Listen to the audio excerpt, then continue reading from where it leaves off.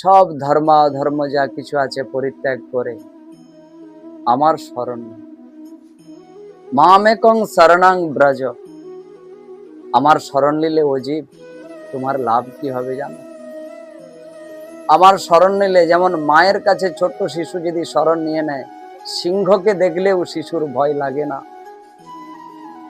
অজীব, যখনই তুমি আমার কাছে শরণ নেবে, স্বয়ং যমরাজ তোমার সামনে থাকলেও তোমার ভয় লাগবে না। তাই বলছে সর্বধর্ম পরিত্যাজ মামেকং শরণাং ব্রজ অহং তং সর্বপাক মোক্ষামি মা শুচি। যেমন ওই ছোট শিশুটা মা কাছে থাকলে তার ভয় লাগে না, সেই রকম তুমি যদি ভগবানের চরণ যুগল আশ্রয় করে থাকো তোমারও ভয় লাগে না। কিন্তু আমরা আশ্রয় নেই না, যার জন্য আমাদের এত ভয়। কখন সম্পত্তি হারিয়ে যায়, কখন বা মরে যায়, কখনো বিচ্ছেদ হয়ে যায়, কখন সংসারে কোলাহল নেমে আসে, বিভিন্ন রকমের ভয়ে মানুষ সব সময় ভীত। সব থাকতে বড় ভীত হলো কখন বা মৃত্যুকাল এসে যায়, কখন বা যমরাজ নিয়ে চলে যায়। ওরে শরণ নিলে তো যমরাজ আসবে না। গীতাতে পরিষ্কার ভাবে বলেছেন তিনি, সর্বধর্ম পরিত্যাজ মামেকং শরণাং ব্রজ অহং তং সর্ব পাপেভ্য। যদি তুমি আমার শরণ নাও জীব, যেমন ছোট ছেলে মেয়েরা কত খেলাধুলা করে কত কিছু করে নোংরা হয়ে যায়, অপরিষ্কার হয়ে যায়, কিন্তু পিতামাতা তাদের কি অপরিষ্কার অবস্থায় ঘরে নেয়? নেয় না। তাদেরকে সাবান জল দিয়ে সুন্দর করে পরিষ্কার করে আবার তারা কোলে তুলে নেয়। সেই রকম আমার ভগবান যেন বলছে সর্বধর্ম পরিত্যাজ মামেকং শরণাং ব্রজ অহং তাং সর্ব পাপেভ্য। তোমার যত পাপ আছে যদি তুমি আমার শরণ নাও, যদি তুমি আমার নাম গুণ কীর্তন গাও, তোমার যত পাপ আছে সে পাপগুলি আমি নিয়ে নেব, নিয়ে তোমাকে পূর্ণ শুদ্ধ আত্মাতে পরিণত করব। মোক্ষামি মা শুচি। যদি আমার শরণ লও তোমাকে আমি মোক্ষ লাভ করিয়ে দেব। কত তপস্যা, কত যোগী মুনি ঋষিরা শরণ নিয়ে তারা এইটুকু পাওয়ার জন্য কত পরিশ্রম করে চলেছে। হে জীব, শুধু আমার শরণ নাও, গুরুচরণ আশ্রয় করে হরিনাম করো, তাতেই তোমাকে আমি মুক্তি দিয়ে দেব, তোমাকে আমি উদ্ধার করে নেব। আমাদের মৃত্যুর পর দুটি গতি হবে। হ্যাঁ, এক হলো স্বর্গদ্বারে গতি, আর এক হলো নরক দ্বারে গতি। যে যেমন কর্ম করবে তার সেরকম গতি লাভ। আপনি যদি এই শরীরটাকে খেলনা স্বরূপ ভেবে অজ্ঞানতার বশতা স্বীকার করে অনেক রকম অপকর্মের মধ্য দিয়ে জীবনযাত্রা করে যাবেন, তো শেষকালে সেই জীবনযাত্রাটা সমাপ্ত হবার পর আমাদেরকে যমদুয়ারকে যেতে হবে।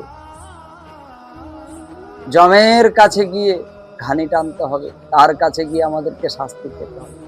আর এই জীবনটা আপনি এই জীবনে থেকে মানুষের মঙ্গল করবে, জীবের মঙ্গল করবে, ভগবানের শরণ নেবে, ভগবানের আশ্রয়ে থাকবেন, আশ্রয়ে থেকে ভগবানের নাম গুণ কীর্তন করবেন। এই জন্য যে মহাজনেরা বলেছে কৃষ্ণের সংসার করো, সংসার করতে কেউ না বলে না, ছাড়ি অনাচার,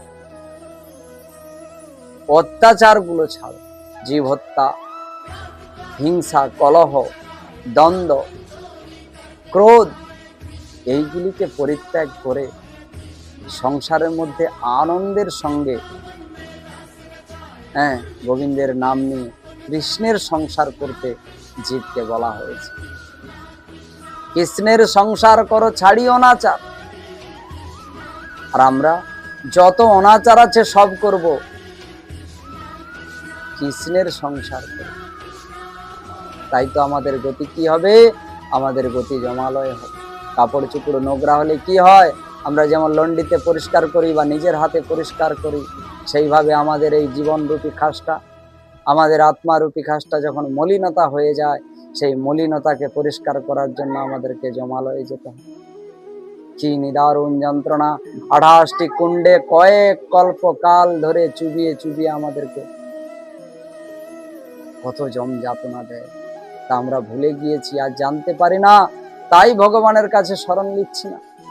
একবার শরণ নিলে তবেই বুঝতে পারবে যে তুমি কি বা তোমার কাজ, কেন এলে। আর যিনারা প্রথম থেকে গোবিন্দের নাম অর্চন বন্দন করে, প্রথম জীবন থেকে সেই গোবিন্দের নাম ভজন সাধন করে চলেছে, তাদেরও গতি হবে। তাদের গতি কেমন হবে জানো?